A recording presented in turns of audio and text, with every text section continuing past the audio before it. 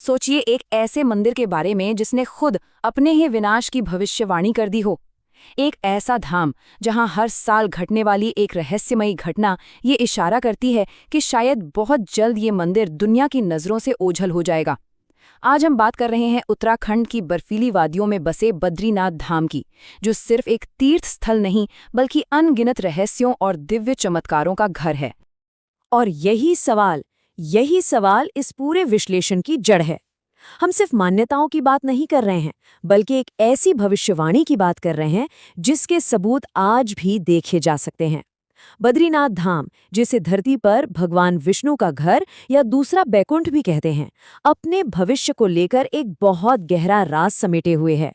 किसी भी जगह के अंत को समझने के लिए उसकी शुरुआत को जानना बहुत जरूरी हो जाता है। पौराणिक कथाओं के मुताबिक ये जगह असल में भगवान शिव का निवास हुआ करती थी, लेकिन भगवान विष्णु को ध्यान के लिए एक शांत जगह की तलाश थी और उन्हें ये जगह बहुत भा गई। अब वो सीधे सीधे अपने आराध्य से ये स्थान मांग तो सकते नहीं थे, तो उन्होंने एक बड़ी ही अद्भुत लीला रची। अब इस मंदिर की जो मुख्य मूर्ति है ना, उसकी कहानी तो और भी ज्यादा दिलचस्प है। हुआ ये कि 6ठी शताब्दी के आसपास जब आक्रमण का खतरा बढ़ा, तो पुजारियों ने भगवान बद्री विशाल की शालिग्राम पत्थर से बनी मूर्ति को बचाने के लिए उसे अलकनंदा नदी में छिपा दिया।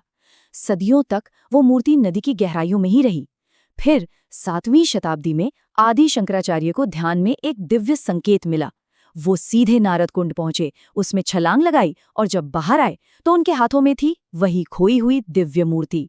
तो देखिए, इस मंदिर की दिव्यता सिर्फ इसकी स्थापना की कहानियों में ही नहीं है, बल्कि यहाँ होने वाले उन चमत्कारों में भी है जिनकी कोई वैज्ञानिक वजह आज तक नहीं मिल पाई है। ये वो रहस्य हैं जो सदियों से आस्था और विज्ञान के बीच एक सवाल बनकर खड़े हैं। इन दो चमत्कारों को ही ले लीजिए। एक तरफ है अखंड ज्योति। जब सर्दियों में 6 महीनों के लिए मंदिर के दरवाजे बंद हो जाते हैं, चारों तरफ सिर्फ बर्फ ही बर्फ होती है, तब भी मंदिर के अंदर एक दीपक लगातार जलता रहता है। कैसे? कौन जलाता है? और दूसरी तरफ है तप्त कुंड, जहां आसपास का तापमान 0 से भी नीचे चला जाता है। वहीं इस कुंड का पानी हमेशा 54 डिग्री सेल्सियस पर खौलता रहता है। और रहस्यों की ये लिस्ट यहीं खत्म नहीं होती। इस मंदिर में एक बहुत पुरानी वजह से कभी शंख नहीं बजाया जाता। पास में ही वसुधारा झरना है, जिसके बारे में कहते हैं कि इसका पानी सिर्फ पुण्य आत्माओं को ही छूता है। महाभारत काल का भीम पुल, जो एक ही विशाल चट्टान से बना है, आज भी वहां मौजूद है। और सबसे दिलचस्प बात, यहाँ के मुख्य पुजारी हमेशा दक्षिण में केरल से आते हैं, और यहाँ मिलने वाला तुलसी का प्रसाद कभी खराब नहीं होता। हर चीज के पीछे एक अद्भुत कहानी है। चलिए, अब वापस आते हैं उस सबसे बड़ी भविष्यवाणी पर जिसकी बात हमने शुरू में की थी।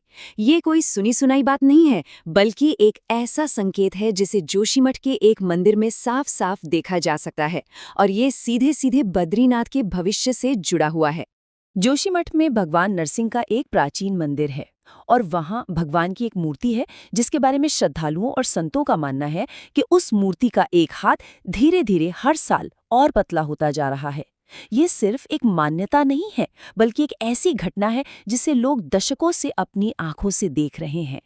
और यहीं पर वो भविष्यवाणी सामने आती है जो हैरान कर देती है।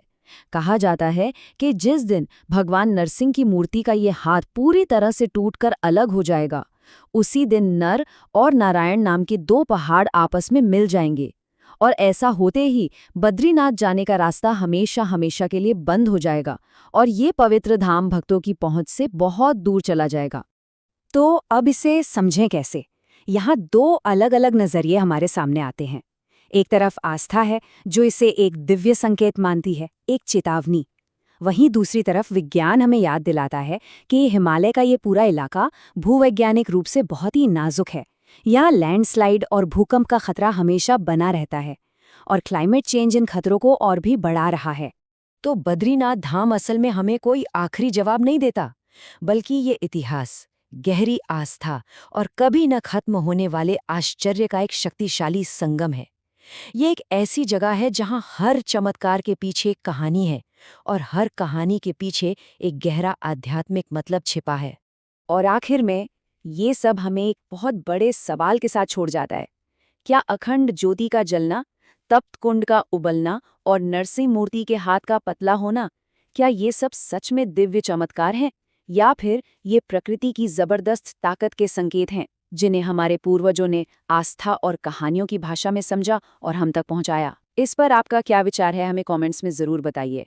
अगर आपको ये जानकारी पसंद आई हो तो इसे लाइक करें, अपने दोस्तों और परिवार के साथ शेयर करें और हाँ, हमारे चैनल को सब्सक्राइब करना बिल्कुल न भूलें ताकि हम आपके लिए ऐसी ही और भी अद्भुत और रहस्यमयी कहानियां लाते रहें। हम फिर मिलेंगे एक नई रोमांचक कहानी के साथ। धन्यवाद।